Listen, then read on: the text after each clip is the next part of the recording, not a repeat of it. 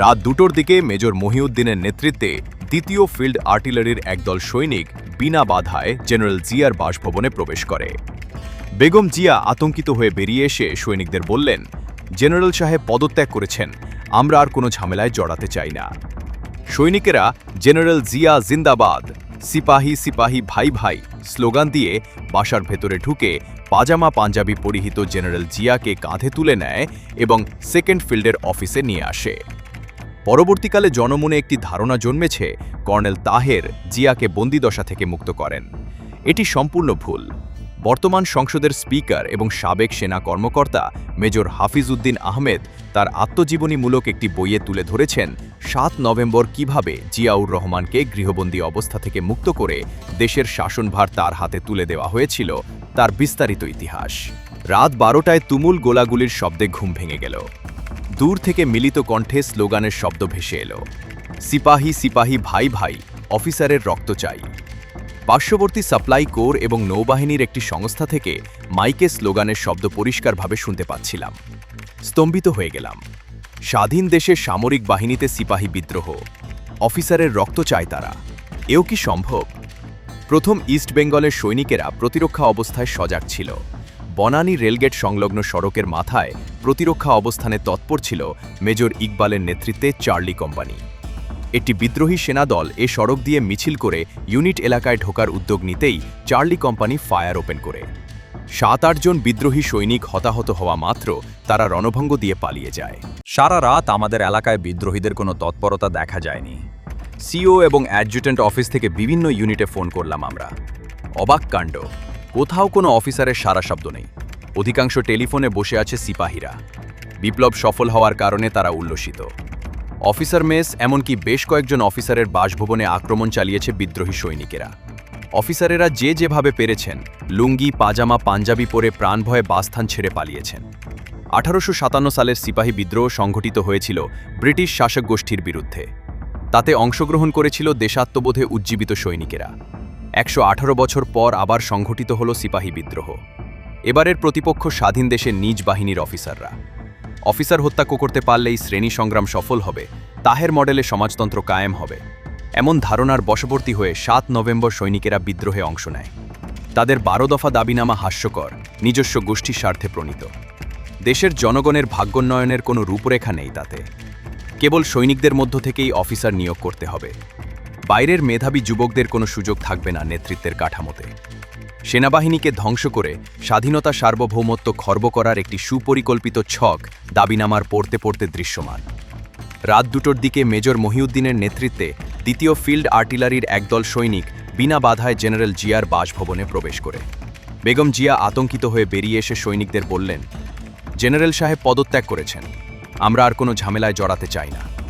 সৈনিকেরা general Zia জিন্দাবাদ, সিপাহী সিপাহী ভাই ভাই স্লোগান দিয়ে বাসার ভেতরে ঢুকে পাজামা পাঞ্জাবি পরিহিত জেনারেল জিয়াকে কাঁধে তুলে নেয় এবং সেকেন্ড ফিল্ডের অফিসে নিয়ে আসে। পরবর্তীকালে জনমনে একটি ধারণা জন্মেছে কর্নেল তাহের জিয়াকে বন্দিদশা থেকে মুক্ত করেন। এটি সম্পূর্ণ ভুল। তাহেরের অনুগত অর্ডিন্যান্স সাপ্লাই সিগন্যাল কোরের সদস্যদের পক্ষে অভিযান চালিয়ে পদাতিক বাহিনীর বেষ্টনী থেকে জিয়াকে মুক্ত করা আদৌ সম্ভব ছিল না। 15 অগস্টের অপারেশনে অংশগ্রহণকারী ল্যান্সার দ্বিতীয় ফিল্ডের ডেসপারেট সৈনিকেরাই নিজেদের বাঁচার তাগিদে জিয়াকে মুক্ত করে। মেজর মহিউদ্দিন ও তার সেনাদল পাকিস্তান প্রত্যাগত। তাদের সঙ্গে মুক্তিযোদ্ধা তাহেরের কোনো পূর্ব যোগাযোগ ছিল না। 1975 সালে সেনাবাহিনীর মূলধারায় 3 বছর আগে অবসর নেওয়া তাহের অনেকটাই অপরিচিত ছিলেন। সেনানিবাসে কোনো ইউনিটে 10 মিনিট অবস্থান করার মতো সামর্থ্য তার ছিল না। মিডিয়ায় বিভ্রান্তিকর সংবাদ পরিবেশন করে জাসদ নেতারা তাহেরের বিশাল ভাবমূর্তি গড়ে তুলেছেন, যা বাস্তবতার কষ্টিপাথরে টেকে না।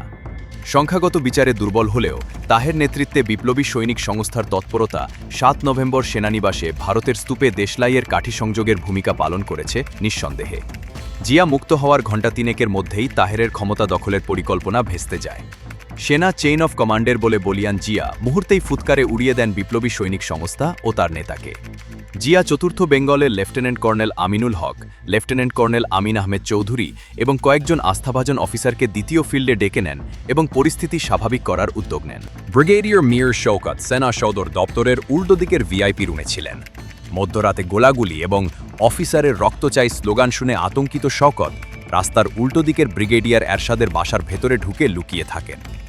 এরশাদ তখন একটি কোর্সে অংশ নিতে ভারতে ছিলেন। একদল সৈনিক খবর পেয়ে শওকতকে স্টোর রুম থেকে বের করে আনে। তারাই তাকে জিয়ার কাছে নিয়ে আসে দ্বিতীয় ফিল্ডে। 4 নভেম্বর ঢাকায় শক্তি বৃদ্ধির জন্য খালেদ ৭২ ব্রিগেড থেকে একটি ব্যাটালিয়ন ঢাকায় পাঠানোর জন্য কর্নেল হুদাকে নির্দেশ দিয়েছিলেন। হুদা ১০ম ইস্ট বেঙ্গলকে ঢাকায় আসার নির্দেশ দেন। এ পল্টন ৬ নভেম্বর সকালে ঢাকায় এসে পৌঁছায় এবং শেরেবাংলা নগর এমপি হোস্টেল এলাকায় অবস্থান নেয়।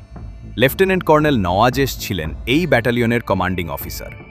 নজরুল ইসলাম সুবেদার মেজর। সৈনিক ও অফিসারদের অধিকাংশই মুক্তিযোদ্ধা ছিলেন। মধ্যরাতে ক্যান্টনমেন্টের সেনা বিদ্রোহের খবর পেয়ে খালেদ মোশাররফ বঙ্গভবন ত্যাগ করেন।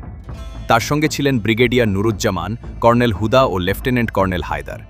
হায়দার পার্বত্য চট্টগ্রামে একটি ব্যাটালিয়নের অধিনায়ক ছিলেন। বিয়ের কোণে দেখার জন্য 5 নভেম্বর ঢাকায় আসেন।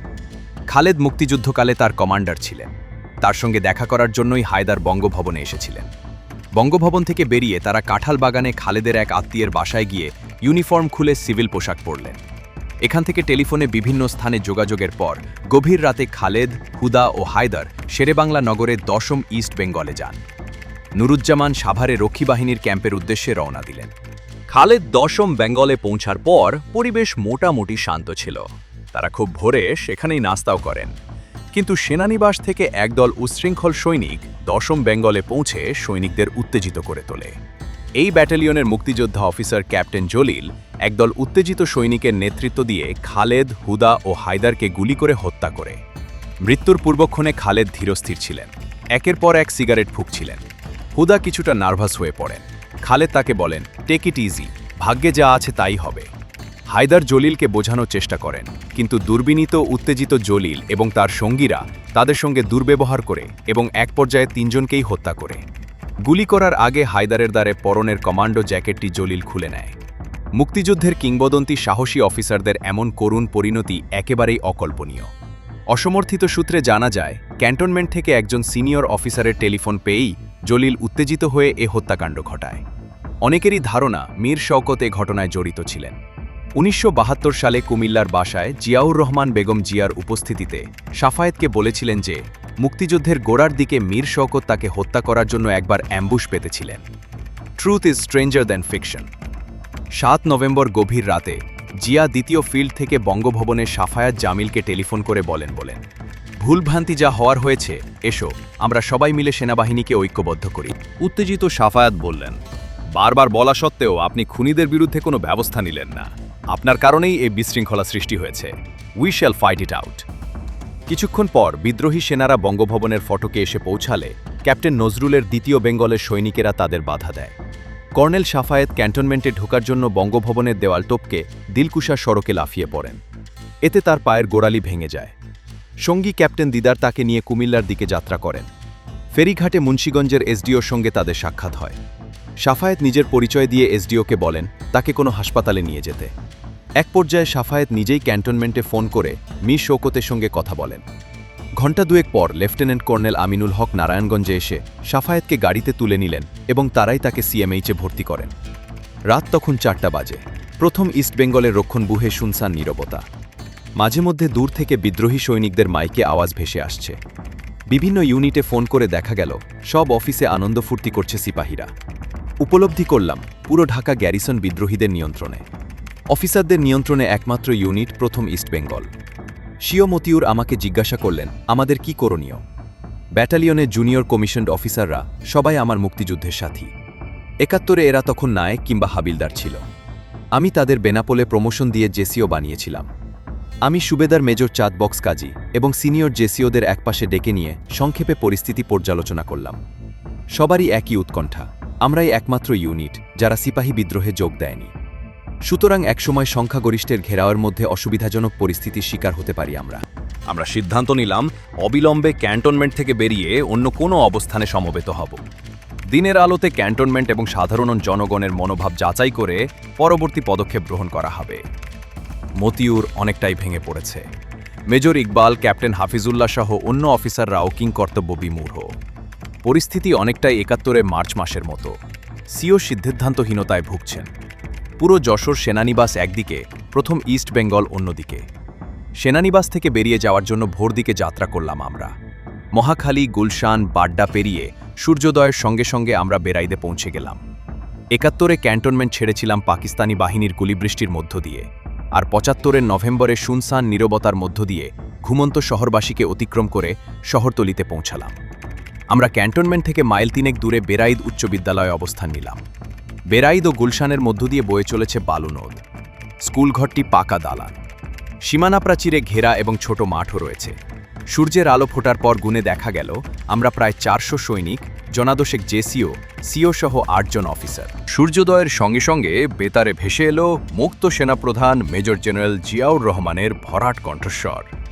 প্রিয় দেশবাসী, সম্বোধন করে জাতির উদ্দেশ্যে মিনিট 5 মতো একটি সংক্ষিপ্ত ভাষণ দিলেন। তিনি দেশবাসীকে শৃঙ্খলাবদ্ধভাবে নিজ নিজ পেশায় স্বীয় কর্মস্থলে সুচারুভাবে দায়িত্ব পালনের জন্য উদাত্ত আহ্বান জানালেন। এখানেই জিয়ার সঙ্গে খালেদ মোশাররফের পার্থক্য। খালেদ 3 দিন ধরে রেডিওর নিয়ন্ত্রণ হাতে রেখেও একটি ভাষণ দেওয়ার গুরুত্ব অনুধাবন করতে ব্যর্থ হলেন। অপরদিকে আধা আলো আধারির মধ্যেই জিয়া বেতারে গুরুত্বপূর্ণ ভাষণ দিলেন জাতির উদ্দেশ্যে। রাজধানীর বাসিন্দাদের একটি বড় অংশের ঘুম তখনও ভাঙেনি, কিন্তু এ ভাষণ দেশবাসীকে আশ্বস্ত করেছে। শায়েম বাংলাদেশের রাষ্ট্রপতি, কিন্তু সেই সংকটকালীন মুহূর্তে তার ভাষণের অপেক্ষায় কেউ ছিল না।